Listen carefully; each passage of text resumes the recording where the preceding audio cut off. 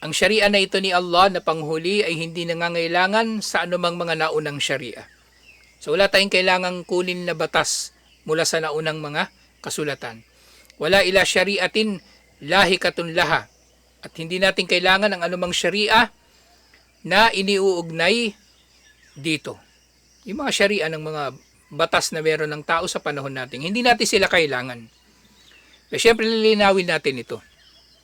Merong mga batas ng tao na pwede nating sundin. Lalong-lalo na kung ito ay inihimok din naman sa Islam na tutuparin natin, di ba?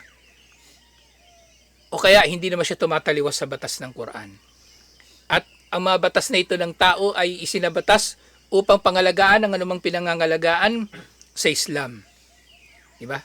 Karapatan ng tao sa kanyang relihiyon, buhay, yaman, pag-iisip, karangalan, salinlahi. Kahit batas yun ng tao, susundin natin yun. Kasi batas din naman yun ni Allah, una at higit sa lahat. Una at higit sa lahat. Ang masama, yun nga, yung sinusunod natin yung batas ng tao na taliwas sa Quran. O kaya ginagawa natin yung batas ng tao na pangunahin na batas sa halip na yung Quran at sunna ni Propeta Muhammad sallallahu alaihi wasallam. So ganito yung tamang pag-unawa rito. Kasi nga yung may mga Muslim na extreme sila sa bagay na ito. Ayaw nilang tumawid doon sa tawiran, pedestrian lane. Kasi batas daw ng kuffar, tagut daw. Tumawid nga siya doon, hindi sa pedestrian lane. O nahagip ng motor, ngayon galit na galit sa kuffar. Gago ka, kuffar ka, sinagasaan mo ko.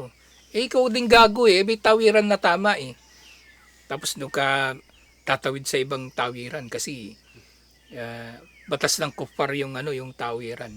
Pwede tayong sumunod doon, inshallah. Pwede tayong sumunod. Hindi yun yung tinutukoy dito.